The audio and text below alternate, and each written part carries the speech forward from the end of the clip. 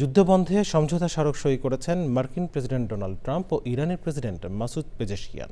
ইলেকট্রনিকভাবে স্মারকে সই করেন তারা। ফ্রান্সের ভার্সাই প্যালেসে স্মারকে সই করেন ট্রাম্প।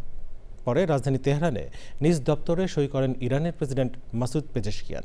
চুক্তিটি ইতিমধ্যে কার্যকর হয়েছে বলে জানিয়েছে উভয় পক্ষ। একই সঙ্গে ইরানের অর্থনীতি পুনর্গঠনের জন্য 30,000 কোটি ডলারের তহবিল গঠনের পরিকল্পনা রয়েছে এতে। রিপোর্ট করছেন সুইপ্তা মাহমুদ।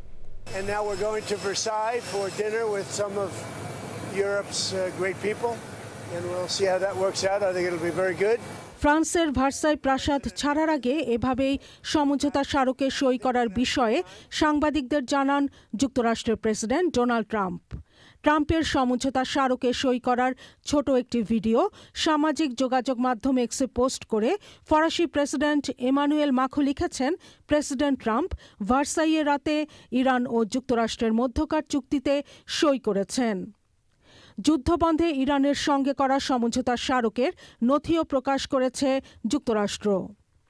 সমঝোতা স্মারকে উল্লেখযোগ্য বিষয়গুলো হল সব ক্ষেত্রে হামলা ও সংঘাতের অবসান, দুদেশের অভ্যন্তরীণ বিষয়ে সম্মান প্রদর্শন, আলোচনার জন্য 60 দিনের সময়সীমা, যুক্তরাষ্ট্র নৌ অবরোধ তুলে নেবে, হরমুজ প্রণালী দিয়ে জাহাজ চলাচলে বাধা দেবে না ইরান পুনর্গঠনের জন্য 30,000 কোটি ডলারের তহবিল গঠন, ইরানের ওপর যুক্তরাষ্ট্রের অর্থনৈতিক নিষেধাজ্ঞা প্রত্যাহার, পারমাণবিক কর্মসূচি নিয়ন্ত্রণ, ইউরেনিয়াম ইস্যুতে যুক্তরাষ্ট্র ও ইরানের স্থিতাবস্থা, ইরানের জব্দ হওয়া সম্পদ ছাড়ানোর ব্যবস্থা, পর্যবেক্ষণ ও চূড়ান্ত আলোচনা।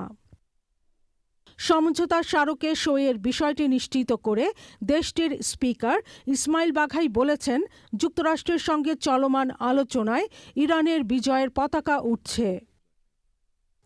সমঝোতা স্মারকের নাম দেওয়া হয়েছে যুক্তরাষ্ট্র ও ইসলামী প্রজাতন্ত্র ইরানের মধ্যকার ইসলামাবাদ সমঝোতা স্মারক। এদিকে চুক্তি কার্যকর হলেও লেবাননে এখনও সামরিক অভিযান চালিয়ে যাচ্ছে ইসরায়েলি বাহিনী। Sudipta Mahmud, channel I.